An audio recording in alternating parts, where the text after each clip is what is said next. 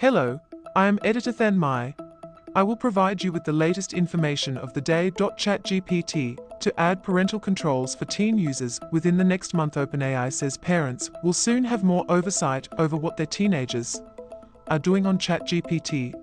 In a blog post published on Tuesday, the artificial intelligence company expanded on its plans have ChatGPT intervene earlier and in a wider range of situations when it detects users' potential mental health crises that may lead to harm. The company's announcement comes a week after OpenAI was hit with its first wrongful death lawsuit from a pair of parents in California who claim ChatGPT is at fault for their 16-year-old son's suicide. OpenAI did not mention the teen, Adam Rain, in its Tuesday post.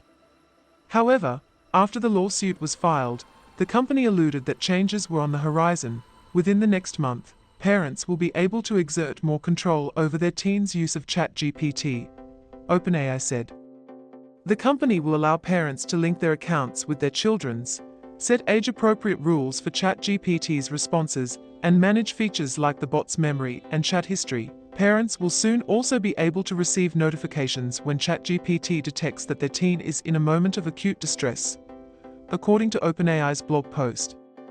It would be the first feature that prompts ChatGPT to flag a minor's conversations to an adult, a measure some parents have been asking for due to concern that the chatbot isn't capable of de-escalating crisis moments on its own.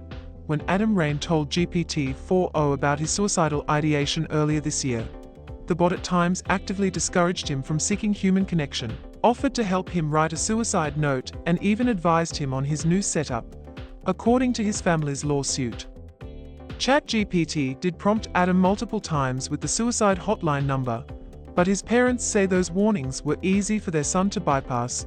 In a previous blog post following news of Rain's wrongful death lawsuit, OpenAI noted that its existing safeguards were designed to have ChatGPT give empathetic responses and refer users to real-life resources. In certain cases, conversations may be routed to human reviewers if ChatGPT detects plans of causing physical harm to themselves or others. The company said that it's planning to strengthen safeguards in longer conversations, where guardrails are historically more prone to breakdown. For example, ChatGPT may correctly point to a suicide hotline when someone first mentions intent, but after many messages over a long period of time, it might eventually offer an answer that goes against our safeguards, it wrote. We are strengthening these mitigations so they remain reliable in long conversations, and we are researching ways to ensure robust behavior across multiple conversations. These measures will add to the mental health guardrails OpenAI introduced last month, after it acknowledged that GPT-4o fell short in recognizing signs of delusion or emotional dependency.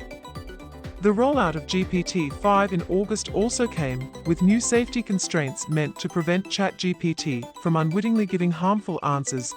In response to OpenAI's announcement, Jay Edelson, lead counsel for the Rain family, said OpenAI CEO Sam Altman should either unequivocally say that he believes ChatGPT is safe or immediately pull it from the market. The company chose to make vague promises rather than pull the product offline as an emergency action, Edelson said in a statement. Don't believe it. This is nothing more than OpenAI's crisis management team trying to change the subject, he said. The slew of safety-focused updates come as OpenAI faces growing scrutiny for reports of AI-propelled delusion from people who relied heavily on ChatGPT for emotional support and life advice. OpenAI has struggled to rein in ChatGPT's excessive people-pleasing, especially as some users rioted online after the company tried to make GPT-5 less sycophantic. Altman has acknowledged that people seem to have developed a different and stronger attachment to AI bots compared to previous technologies. I can imagine a future where a lot of people really trust ChatGPT's advice for their most important decisions, Altman wrote in an X post last month.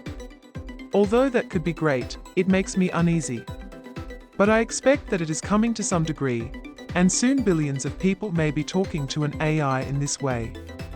Over the next 120 days, ChatGPT will start routing some sensitive conversations, like those displaying signs of acute distress from a user, to OpenAI's reasoning models, which spent more time thinking and working through context before answering. Internal tests have shown these reasoning models follow safety guidelines more consistently.